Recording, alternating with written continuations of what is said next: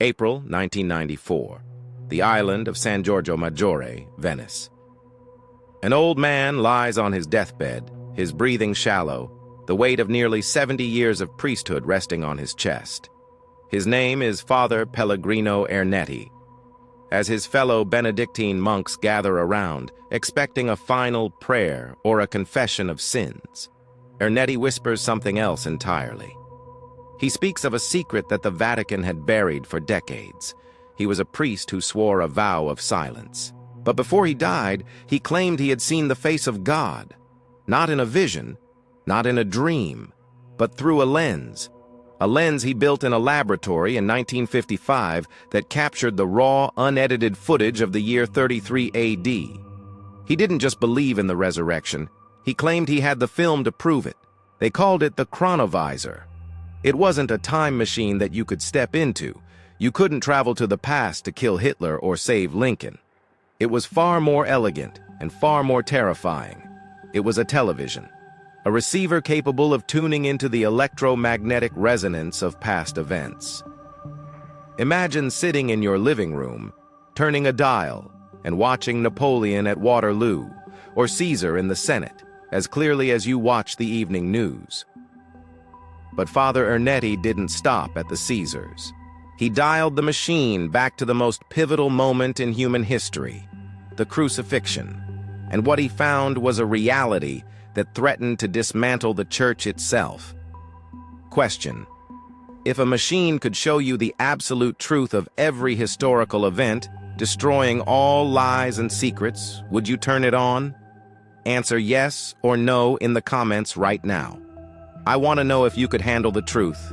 Hit that subscribe button to see the unseen. Because today, we are opening the Vatican's darkest vault. This is the story of the man who looked through time. To understand the terror of what they found in 33 AD, we must first understand the genius and the madness that made the journey possible. We have to transport ourselves back to the mid-1950s. The world is recovering from the ashes of World War II. The Cold War is freezing over. The space race is about to ignite. But while the Americans and the Soviets were looking up at the stars, a lone monk in Venice was looking sideways into the invisible fabric of time itself.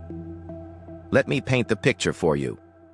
Venice, Italy, a city of ghosts, a labyrinth of canals and stone where the fog settles low and heavy, muffling the sound of footsteps. In the monastery of San Giorgio Maggiore lived Father Pellegrino Ernetti. To the outside world, he was a respected intellectual. He was a musicologist, a man who spent his days studying the dusty scores of Gregorian chants and archaic polyphony. He was a man of God, wearing the black habit of the Benedictine order, sworn to poverty and obedience.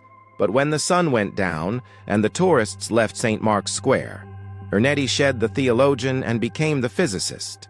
You see, Ernetti had a problem, a professional frustration that gnawed at him. He was the chair of pre-polyphony at the Venice Conservatory. He dedicated his life to teaching music that no living human had ever heard. He could read the notes on the parchment, yes.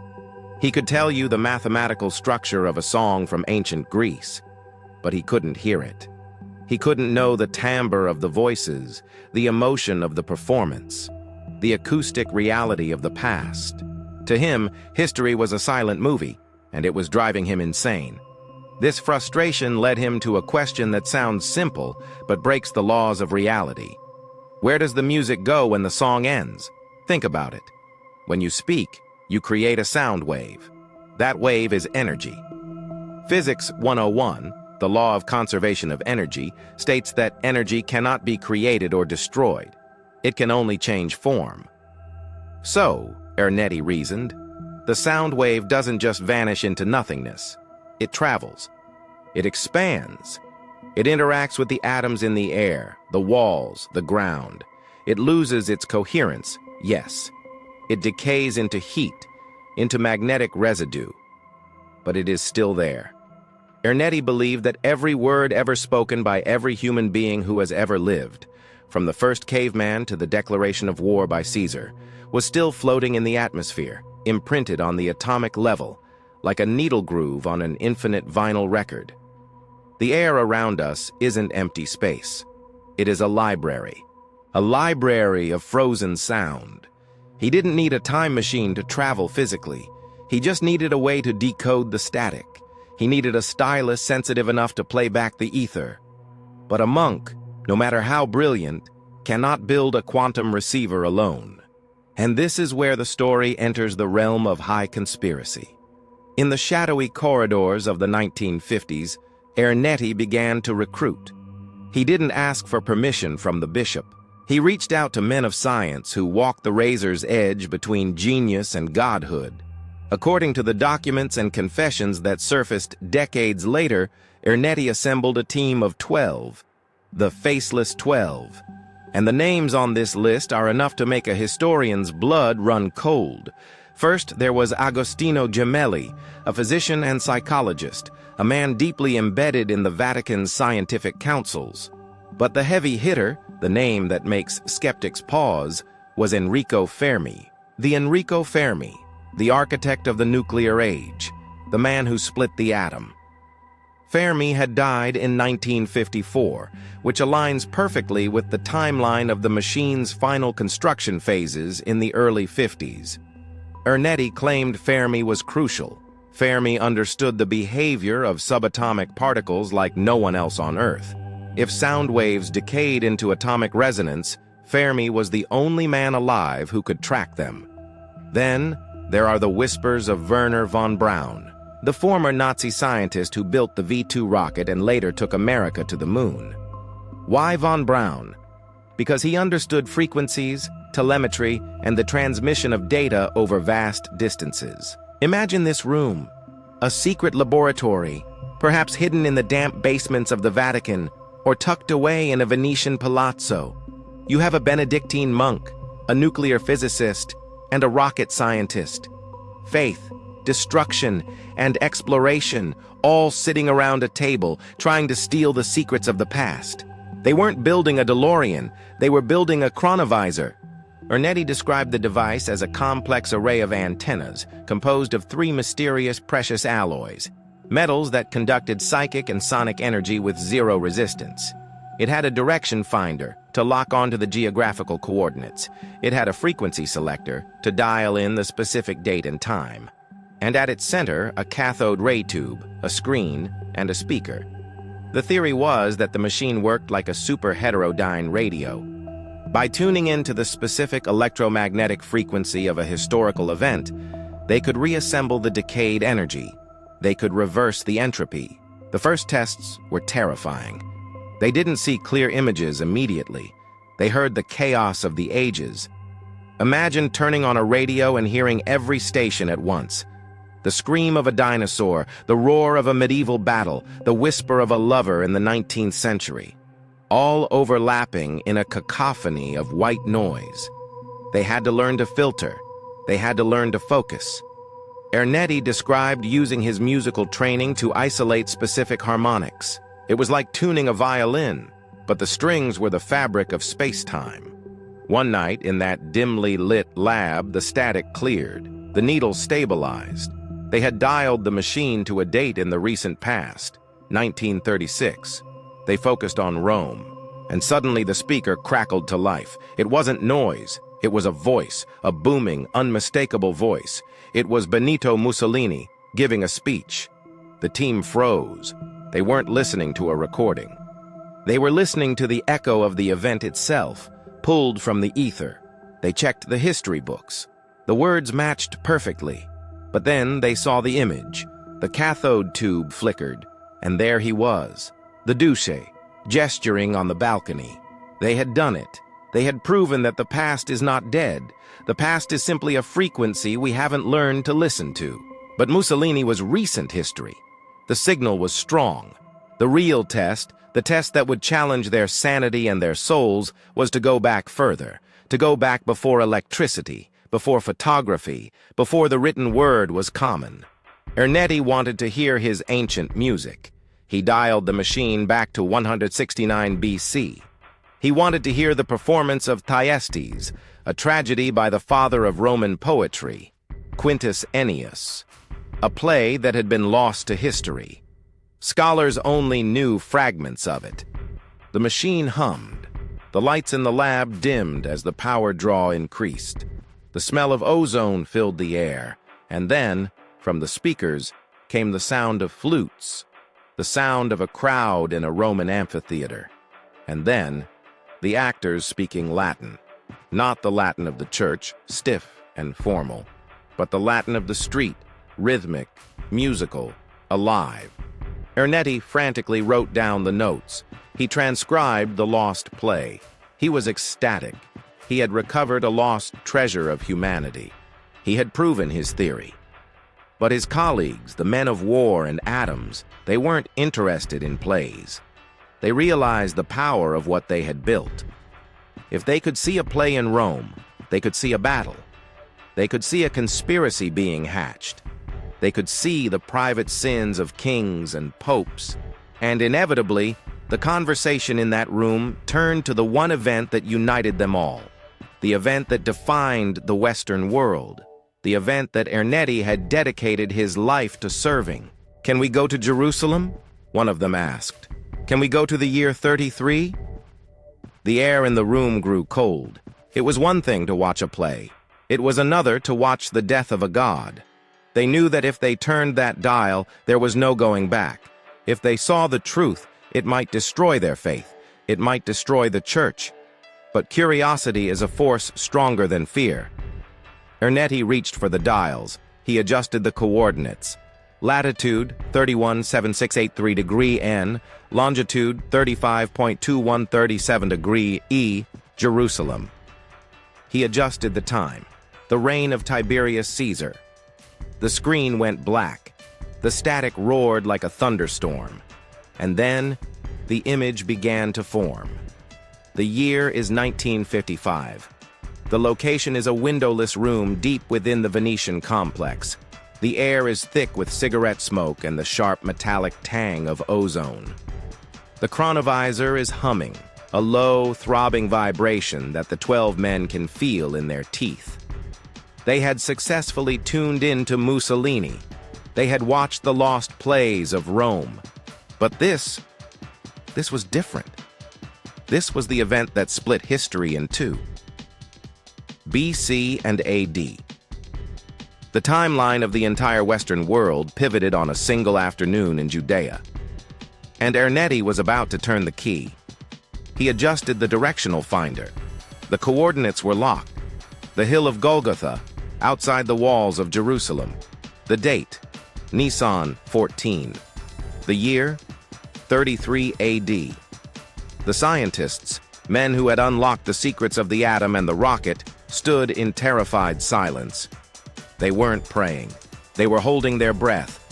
Ernetti's hand trembled as he fine-tuned the frequency dial, searching for the electromagnetic resonance of that specific day. At first, the screen showed only a blizzard of gray snow.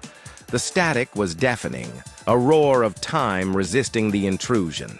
The machine whined, the precious metal antennas glowing with heat. It was as if the universe itself was trying to block the signal, as if there was a firewall around this moment. Then, the audio cut through. It wasn't a choir of angels. It wasn't the solemn organ music of a cathedral. It was screaming. It was the cacophony of a riot.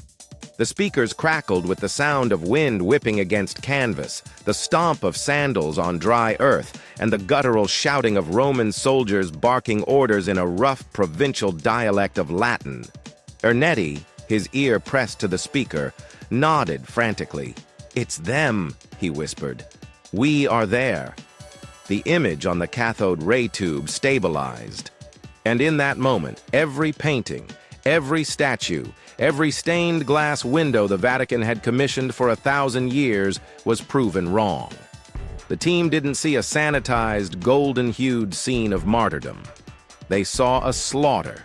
The camera, if we can call it that, panned across a scene of suffocating heat. You could almost feel the dust in your throat just watching it. The light was harsh, blindingly bright, casting sharp black shadows. There were no clouds. Just a merciless sun beating down on a rocky, garbage-strewn hill. And there, in the center of the frame, was the target. Ernetti later described the shock of seeing the face of Christ. In 1955, the popular image of Jesus was the westernized version. Tall, fair-skinned, hair perfectly combed, hanging on the cross with a look of serene acceptance. A biological impossibility. What the chronovisor showed was a man who had been utterly destroyed. His face was swollen, mashed by the beatings. His hair was matted with dried blood and sweat. He wasn't glowing. He was covered in the dust of the road. He looked like a man who had been dragged through hell. The scientists watched in horror as the execution played out. This wasn't a ceremony. It was a bureaucratic act of violence. They saw the Roman soldiers, bored and efficient, hammering the nails. They saw the raw, physical reaction of the human body to torture, the twitching of nerves, the gasping for air. Ernetti, the musicologist, was fixated on the sound. He claimed he heard the voice of Christ. He didn't speak in the King James English of the movies. He spoke Aramaic. The voice was strained, broken, gasping for breath as his lungs collapsed under the weight of his own body. "So ugly," one of the scientists reportedly whispered. "It is so ugly," but Ernetti corrected him. "No, it is real. This is the crux of the chronovisor mystery." The machine stripped away the mythology. It showed the Passion not as a divine play, but as a gritty, historical event. They saw the flies buzzing around the wounds. They saw the stray dogs wandering the perimeter of the execution site. They saw the indifference of the passers-by who walked past the crosses without even looking up. It was during this viewing that Ernetti allegedly captured the forbidden footage. Using a camera set up in front of the chronovisor's screen, he snapped a photograph. The image, which would later be leaked and fiercely debated, shows the face of a man in the ultimate moment of agony. His eyes are turned upward, his mouth open in a silent scream or a final prayer. It is a haunting, blurry, black-and-white testament to human cruelty. The team watched for hours. They watched until the sky on the screen began to darken, a historical detail that aligns with the biblical account of darkness falling over the land. They saw the final breath. They saw the head drop. The reaction in the lab in 1955 was devastating. These were men of science, men of logic. Some were atheists. Yet faced with the raw footage of the crucifixion, they broke down. It was too intimate. It felt like a violation. They were voyeurs to the death of God. There is a story that one of the scientists, perhaps Fermi himself, turned away from the screen, unable to watch, and muttered, "We have gone too far. Some doors should never be opened." But Ernetti couldn't look away. He was mesmerizingly horrified. He was documenting every detail, every word spoken. He claimed to have transcribed the 7 last words exactly as they were uttered, noting the specific intonation, the rhythm of the breathing. He was acting as a reporter at the foot of the cross, separated by 2,000 years of history. As the sun set in Jerusalem in 33 AD, and the screen faded into the shadows of the evening, the machine in Venice began to overheat. The image wavered and collapsed into a single white dot before fading to black. The room in 1955 was silent. The only sound was the cooling fans of the chronovisor spinning down and the ragged breathing of the 12 men. They had done the impossible. They had witnessed the event that founded a civilization. But in doing so, they had burdened themselves with a terrible knowledge. They realized that the chronovisor didn't just show the past. It destroyed the need for faith. Faith requires doubt. Faith requires the unseen. But this was proof, and proof, in the hands of the wrong people, is a dangerous weapon. They looked at the photograph Ernetti had taken. The face on the film stared back at them, a ghost captured in silver nitrate. They thought they had achieved the greatest scientific breakthrough in human history. But as they looked at the machine, and then at each other, the cold reality settled in. They hadn't just built a time machine. They had built the ultimate surveillance device. If they could see Christ on the cross, they could see anything. They could see the sins of the Pope. They could see the nuclear codes of the Soviets. They could see the secrets of every person on Earth. The euphoria of discovery was instantly replaced by the paranoia of possession.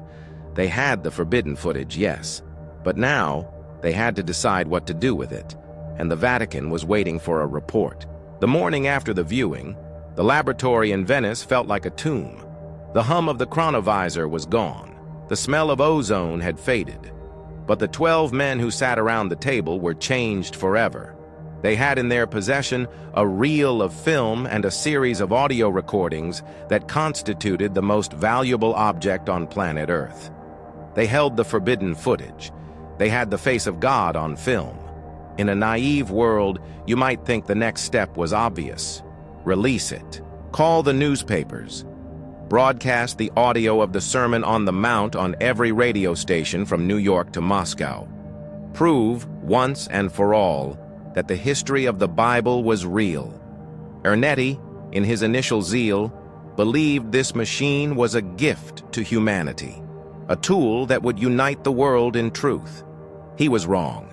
He was a brilliant physicist, but he was a terrible politician. He failed to understand that truth is the one thing power cannot survive. The team packed the evidence. They secured the blueprints, and they requested a private audience with the highest power in Italy, Pope Pius X. The meeting did not take place in the public halls of the Vatican.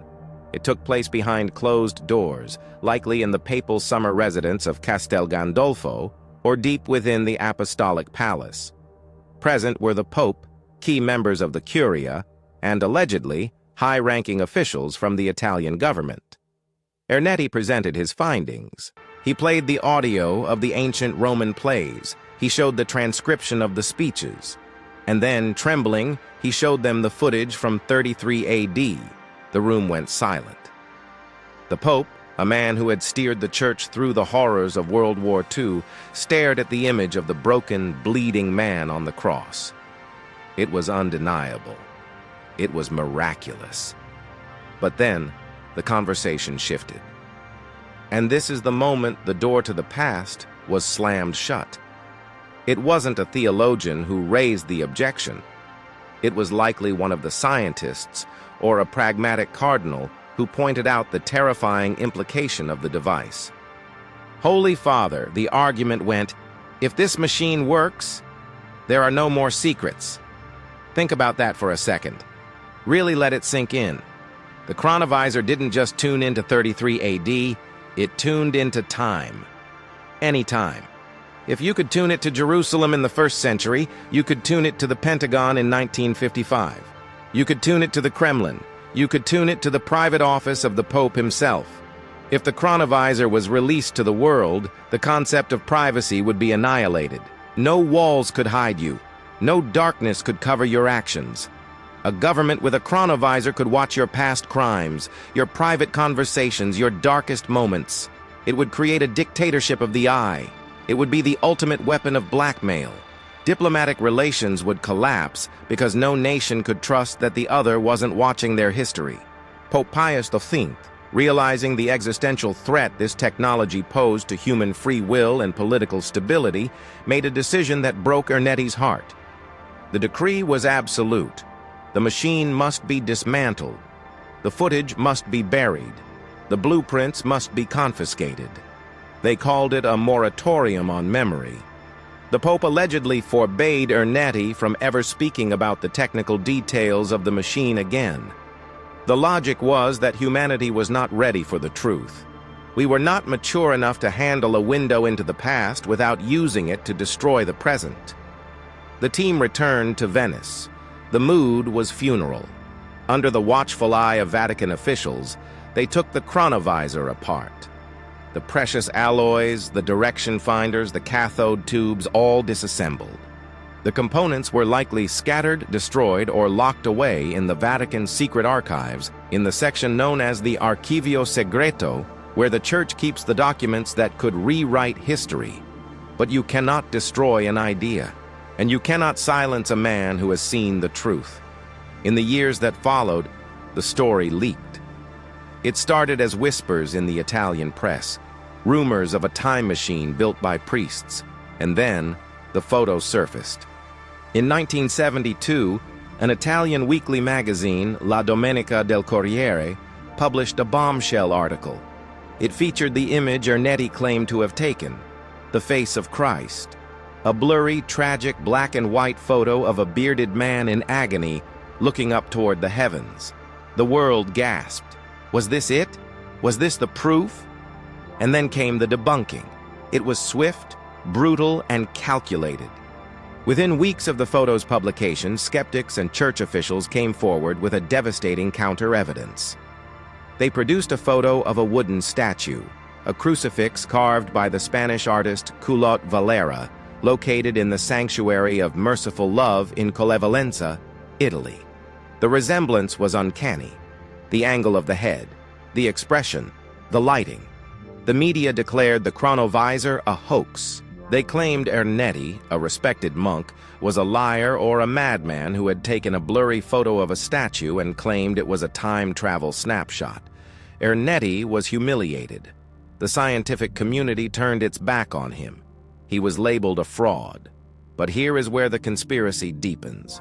Ernetti's defenders, and there are many, argue that the statue photo was a plant, a counterintelligence operation. They argue that the Vatican, knowing the photo might leak, had prepared a cover story. Or, even more chillingly, that the sculptor Culot Valera had carved the statue based on a vision described to him by a nun who had seen the footage. Ernetti spent the rest of his life in the shadow of this event. He continued to teach music. He continued to pray.